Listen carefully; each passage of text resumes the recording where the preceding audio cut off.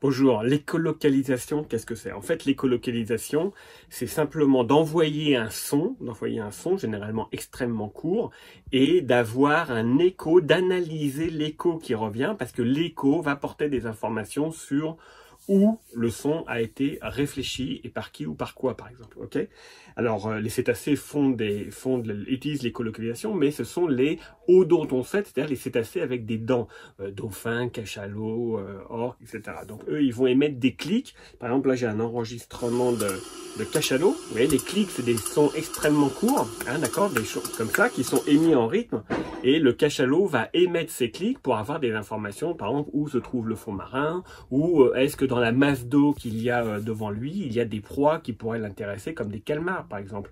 Et donc, le clic va aller en direction du calmar, il va rebondir sur le calmar, donc l'écho va revenir, et comme ça, le cachalot aura des informations, combien il y a de calmars, est-ce qu'il y en a un, est-ce qu'il se déplace, quelle grandeur il fait, enfin, un certain nombre d'informations. Alors, ce qui est intéressant, c'est qu'il va faire exactement comme ce que font les chauves-souris, c'est-à-dire que dès qu'il voit qu'il y a une zone d'intérêt, une masse d'eau qu'il veut voir, il va accélérer ses clics.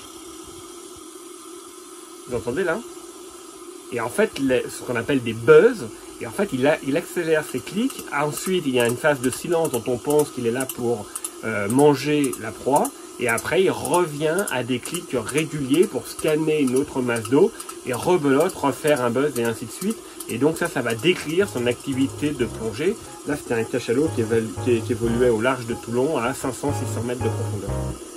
Voilà, merci.